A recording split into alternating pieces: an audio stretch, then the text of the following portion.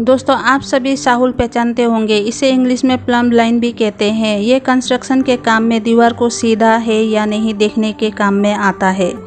सभी चाहते हैं कि दीवार सीधा हो, टेढ़ा मेढ़ा, ऊंचा नीचा ना हो। इसीलिए दीवार चाहे घर का हो या बाउंड्री का, कहीं का भी दीवार सीधा और प्लेन बनाने के लिए साहुल का मदद लिया जाता है, जैसे कि आप अभी इस वीडियो में देख रहे होंगे।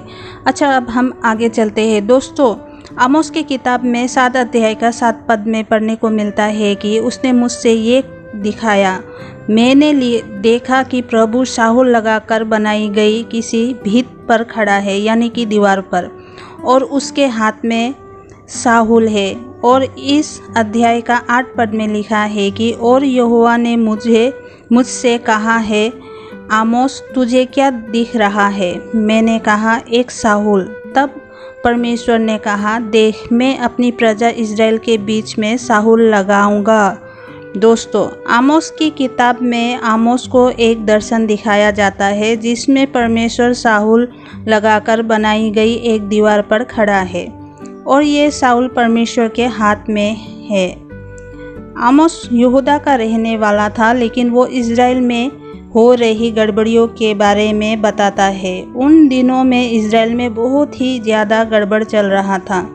दोस्तों, यहाँ पर परमेश्वर एक बहुत ही सीधा संदेश इज़राइल के लिए भेजते हैं आमोस के द्वारा।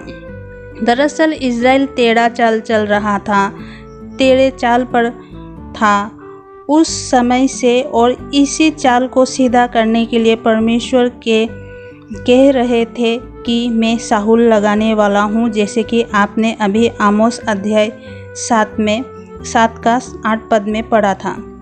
मूल संदेश ये है कि परमेश्वर कम से कम इज़राइल को बिल्कुल सीधा चाल पर देखना चाहते थे और हर चीज़ का मापदंड तय करने का अधिकार सिर्फ और सिर्फ परमेश्वर का ही है। इसीलिए आमोस के देखे गए दर्शन में परमेश्वर के हाथ में साहुल है और साहुल लगा कर बनाई गई दीवार पर परमेश्वर खड़े नजर आते हैं।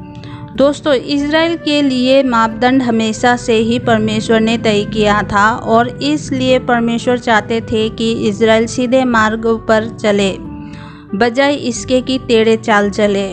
और ये ही बात दोस्तों नए नियम में भी लागू होती है, जिसे आप देख सकते हैं फिलिपियों की पुस्तक में 2 अध्याय का 14 पद में लिखा है, सब काम बिना कुड़कुड़ाए और बिना विवाद के क्या करो। और इसी अध्याय का 15 पद में लिखा है, ताकि तुम निर्दोष और भोले होकर टेढ़े और हठीले लोगों के बीच परमेश्वर के निष्कलंक संतान बने रहो, जिनके बीच में तुम जीवन का वचन लिए हुए जगत में जलते दीपक की नाई दिखाई देते हो। दोस्तों, आत्मा की व्यवस्था में सिर्फ 2 तरह से बात को कहा गया है, बिना कुड़कुड़ाए और बिना विवाद के। आपको किया करो, यानी काम को क्या करो। विश्वासी लोग निर्दोष और भले बने रहे, सीधे साधे लोग बने रहे, क्योंकि दुनिया में लोग टेढ़े और हठीले हैं। दोस्तों, यहाँ पर भी पौलुस लोगों को परमेश्वर की तरह मापदंड तय कर रहे हैं। विश्वासियों को दुनिया के लोगों के बीच में टेढ़ा चाल चलना मना है। जैसे लोग चाहते हैं वैसे हमें यानी विश्वासियों को चलना मना है। दोस्तों, हर विश्वासियों के साथ हमेशा ऐसा होना चाहिए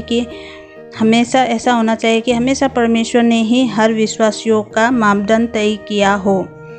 दोस्तों, क्या आप जानते हैं कि मूसा के समय में जो इज़राइली लोग थे वे लोग बहुत ही टेढ़े थे। उन्होंने वाकई में अपने चाल चलन से परमेश्वर को दुखी किया हुआ था और उसमें सबसे बड़ा पाप तो कुड़कुड़ाने को ही कहा गया है। और इसी कुड़कुड़ाने के वजह से ही इज़राइली परमेश्वर से दूर भी हो चुके थे। दोस्तों, व्यवस्था विवरण की पुस्तक में आप देख सकते 32 अध्याय का 4 पद में लिखा है कि वो चट्टान है और उसका काम खरा है, यानी परमेश्वर चट्टान है और वो खरा है, उनका हर काम खरा है, शुद्ध है, निष्कलंक है, उसी सारी गति न्याय की है। उसकी सारी गति न्याय की है और वो सच्चा ईश्वर है, उसमें कोई कुटिलता नहीं, वो धर्मी और सीधा है।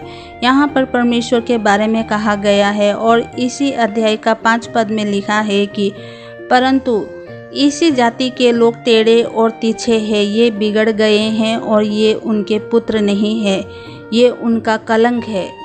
मतलब ये कि दोस्तों परमेश्वर सीधे हैं पर ये जाति के लोग टेढ़े हैं, बिगड़ गए और ये उनका यानी परमेश्वर के पुत्र नहीं है। कितना दुख का बात है कि उस समय इजरायली लोग परमेश्वर का कलंक बन गए थे। दोस्तों परमेश्वर हर पीढ़ी के लोगों से ही ये चाहता है कि वो उनके यानी परमेश्वर के मापदंड के अनुसार जिए, ना कि अपने मापदंड के अनुसार। दोस्तों परमेश्वर कभी नहीं बदलते हैं और ना तो कभी बदले हैं और ना कभी बदलेंगे। जो बातें 4000 साल पहले पाप था वो आज भी पाप है, जो यीशु मसीह के समय में पाप था वो आज भी पाप है।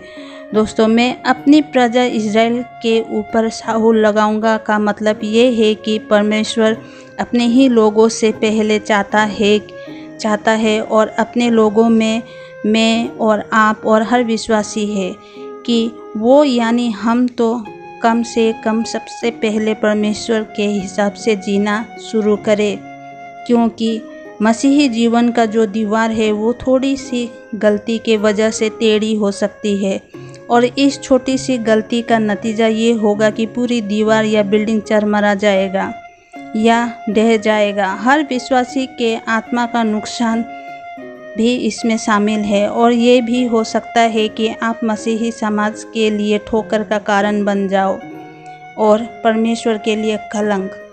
तो दोस्तों मेरा आज का मैसेज इतना ही था। प्लीज़ सुनकर लाइक शेयर एंड सब्सक्राइब कीजिएगा। मेरी अगली वीडियो आने तक आप सब बने रहिएगा। तब तक के लिए जय मसीह की।